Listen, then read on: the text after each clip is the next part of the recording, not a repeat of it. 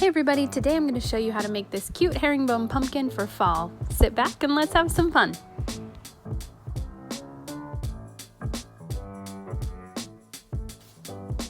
So I had a bunch of scraps laying around my shop and some of this luan wood, which is about an 1/8 inch thick. So I decided to do some fall art.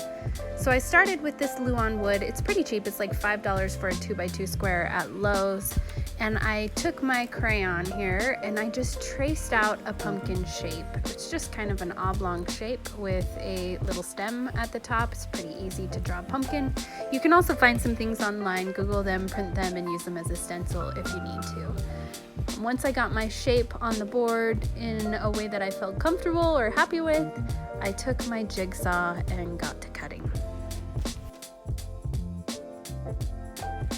So for this project, I picked up this Loctite Power Grab. It has a really quick cure time and I felt like it would be perfect for this project, and I really liked it. It was good. So if you're gonna do this, grab one. Then you're gonna wanna use some clamps, and I also picked up this Gorilla Super Glue Gel. It is a fast cure time and it's clear. I thought that would work for my little pieces. I had a bunch of alder scraps that a friend had given to me lying around, and I decided to cut these up into 6-inch pieces to create my herringbone pattern on the pumpkin. So I just repeated that cut process until I had a bunch of little 6-inch pieces to lay out on my pumpkin.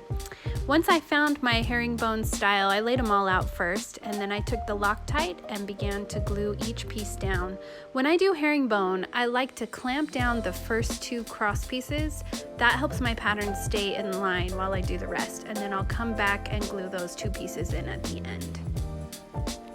I have a couple other videos on how to do herringbone patterns on walls and on tables. If you want to check out my channel, you can find those there.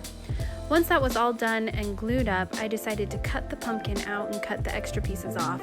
And that is what I would use to fill in these little triangles. I'd use the scraps from that and let those dry. I used the Gorilla Glue to stick those in place and let them dry, and then finish cutting them out with my jigsaw.